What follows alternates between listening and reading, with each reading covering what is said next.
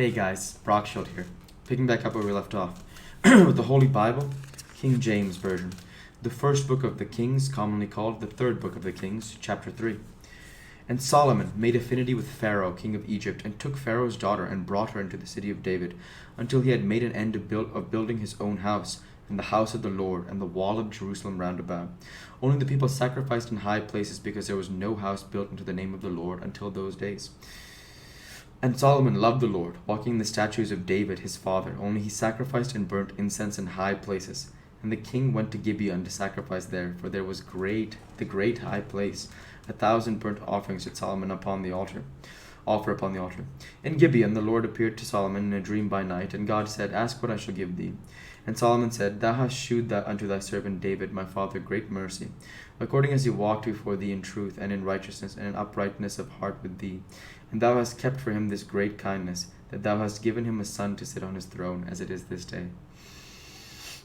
And now, O Lord my God, thou hast made thy servant king instead of David my father, and I am but a little child.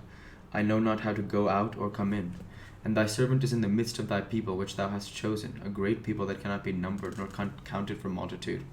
Give therefore thy servant an understanding heart to judge thy people, that I may discern both between good and bad, for who is able to judge this thy so great a people. And the speech pleased the Lord that Solomon had asked this thing. And God said unto him, Because thou hast asked this thing, and hast not asked for thyself long life, neither hast asked riches for thyself, nor hast asked the life of thine enemies, but hast asked that for thyself understanding to discern judgment. Behold, I have done according to thy words. Lo, I have given thee a wise and an understanding heart, so that there was none like thee before thee, neither after thee shall any arise like unto thee. And I have also given thee that which thou hast not asked, both riches and honor, so that there shall not be any among the kings like unto thee all thy days. And if thou wilt walk in my ways, to keep my statutes and my commandments, as thy father David did walk, then I will lengthen thy days. And Solomon awoke, and behold, it was a dream. And he came to Jerusalem, and stood before the ark of the covenant of the Lord, and offered up burnt offerings, and offered peace offerings, and made a feast to all his servants.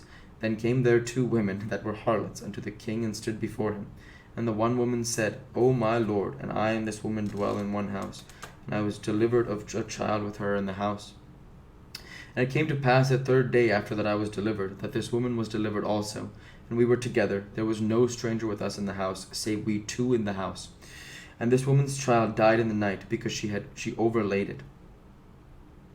And she arose at midnight, and took my son from beside me, while thine handmaid slept, and laid it in her bosom, and laid her dead child in my bosom. When I rose in the morning to give my child suck, behold, it was dead. But when I had considered it in the morning, behold, it was not my son which I did bear. And the other woman said, Nay, but the living is my son, and the dead is thy son. And this said, No, but the dead is thy son, and the living is my son. Thus they spake before the king. Then said the king, The one saith, This is my son that liveth, and thy son is the dead. And the other saith, Nay, but thy son is the dead, and my son is the living. And the king said, Bring me a sword.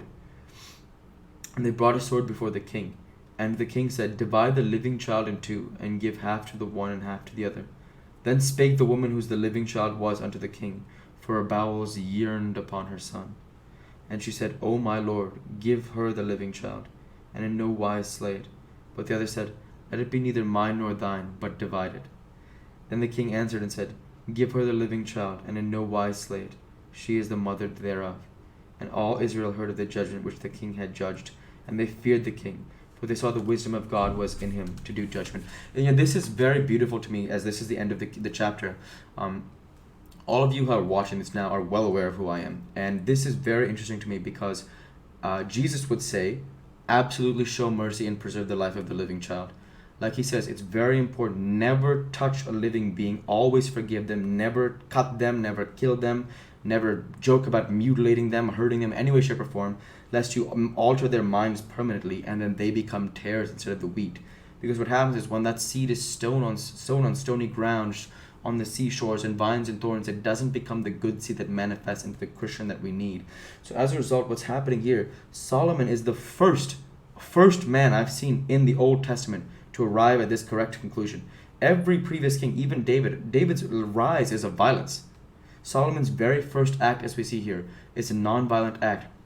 Testing someone. Like if I say, cut, something that only one person in the world can feel the pain of, what will happen is here the other woman says, cut it, divide it, because she does not understand what those words mean.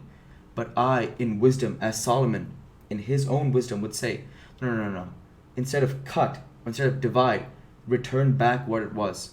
And don't risk this becoming worse. Instead, give their hope that this becomes that beautiful Christian life that we hope for. Amen. And this is really one of the most beautiful things I've seen in the Old Testament, if not the most beautiful up to this point, other than some of the things in Genesis where we see the extended lifespan of some of these first people, is that Solomon's first impression is to be wise and to heed the counsel and to heed the wisdom of God. And unfortunately, you also see here, it says, and they feared the king, for they saw that the wisdom of God was in him to do judgment. And again, this is the first Jewish king, first Jewish man whose first example is, hey, let's not hurt. Because you see all the way from the beginning of Genesis, Cain and Abel. Cain kills Abel. And what happens? Eve mourns it. Adam can do nothing. They have Seth, and the line descends from Seth. And that's exactly why this first impression of Solomon is very powerful. Even though Jesus will later go on to say, even Solomon in all his glory was not arrayed like one of these lilies. It only goes to show a lesson that I don't yet know about Solomon. I don't know all of Solomon's life, so I'm not going to judge it. By the end of Solomon's story, we'll come back to Jesus' quote, because at this moment Solomon has impressed me very much that he has let the child live and not punished the child for the sin of the mother. Amen.